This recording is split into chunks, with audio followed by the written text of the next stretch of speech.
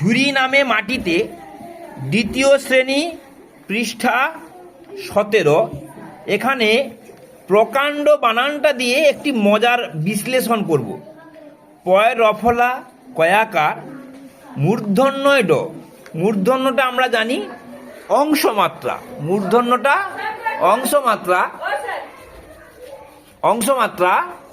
এবারে ট, এই সবাই দেখছো, ঠ ড ঢ মূর্ধন্য।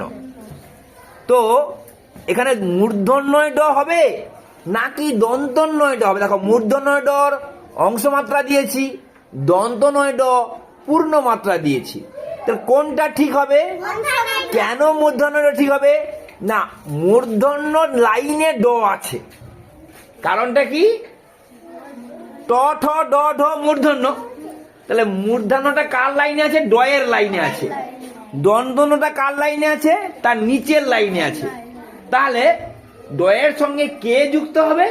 ওই লাইনের কোনো বন্ধু। তোমাদের বন্ধুরা কিরকম হয়? এক বেঞ্চে বসে, গায়ে গায়ে বসে এক বেঞ্চে, সেইটা বন্ধু হয়। সেই রকম ড এর বন্ধু মূর্ধন্য, কেননা ওরা এক লাইনে থাকে। কল বইয়ে পড়েছি না?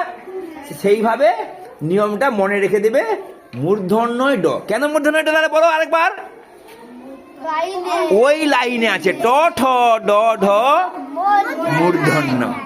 দেখো, দন্ত পান্ত পয়াকার দন্তন্যয় তো, পয়াকার দন্ত, এখানে মূর্ধন্যয় তো হবে নি। কেন মূর্ধন্যয় তো হবে নি? না, দন্তন লাইনে তো আছে, ওই জন্য দন্তন্যয় তো হবে। ওখানে মূর্ধন্যয় তো হবে, কেননা ওই লাইনে দন্তন আছে। বোঝা গেল? বুদ্ধিটা ভালো লাগলো? জোর করে একটা হাত তুলে দাও।